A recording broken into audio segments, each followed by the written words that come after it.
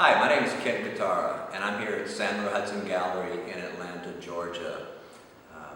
I am participating in a group show as one of the gallery artists. The show is titled Before, During, and After.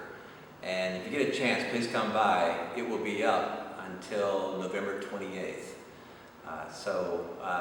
Mask up and come on by for some really great artwork.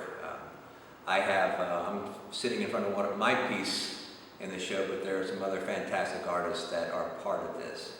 And I want to talk a little bit about my painting relative to the title, the before, during, and after. And the before part is, what is that? It's my own personal history.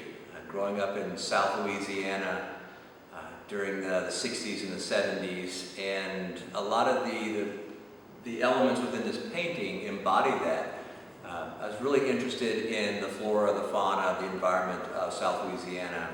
And the first artist that I looked to for inspiration was John James Audubon, the naturalist, the artist, ornithologist who created the incredible elephant portfolio, and the way he was able to reconfigure those birds of his were really truly fascinating to me.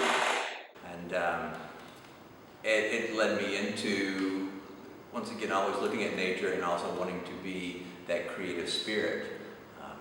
Another part of these elements in here is that, like I said, we used to hunt, used to fish, and that's even shown through some of the elements in here. So this piece is really kind of digging back into all the years I've been on this planet. And so not only about the hunting and fishing, but also the pros and cons of living in the South. There's definitely some parts of the South that aren't that terribly positive. And some of those are the kind of racial issues, socio-political components that I grew up in, and that I'm also looking to correct in my own self and being respectful, responsible, but still I can't erase my own history, but I can still put it out there for some type of cathartic response. So the during process is probably, to me, the most fascinating component. And it really goes back to that notion of staring at a blank canvas. And I have no problems with that, because I always begin with an orthogonal grid. I lay the grid out across, and it's kind of this distribution of information, and then it begins to kind of parse small components, the syntax of a larger canvas into the smaller areas. And then that moves into kind of curvilinear overlay on top of the grid itself. So you'll begin to see some of the curves and the circles within this. And so it's very linear at that time.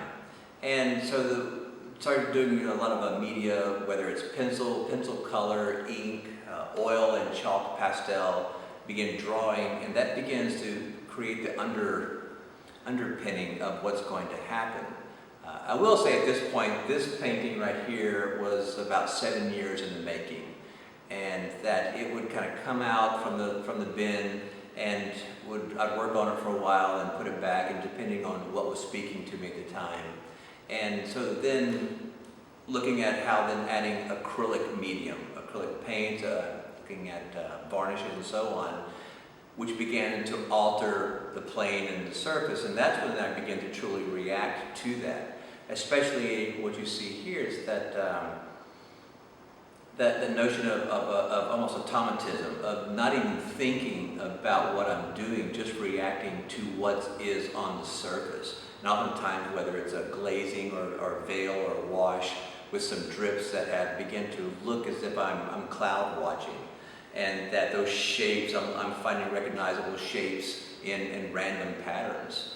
And I soon realized that I was truly reacting to our times right now with the level of information overload, the politics, the day in, day out, almost the anxieties of what was going on. So this painting truly came to the forefront in the past year, and we're looking to filter through some of what I consider some of the nonsense, or once again that information.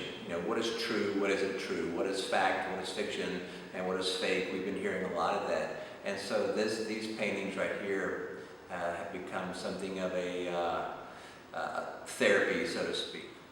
So the after component, I would say within this is, when do I realize a painting like this is finished or complete? I generally don't say that I don't claim that my paintings are finished. They just come to a stopping point where the elements themselves, I would say that they begin to work for me within, I guess, the form of the piece itself. And so I sit with that, and there's a lot of staring going on. But this piece, though, what I really also want to do is add to that idea of the frame. We hear a lot about framing these days and how each of us frames our own particular ideologies and so on. And I like the idea of the frame also being part of the narrative itself, and that when you see this frame up close, you'll also see that, once again, that the painting continues onto the frame, but there are also some parts that are also beginning to fall apart.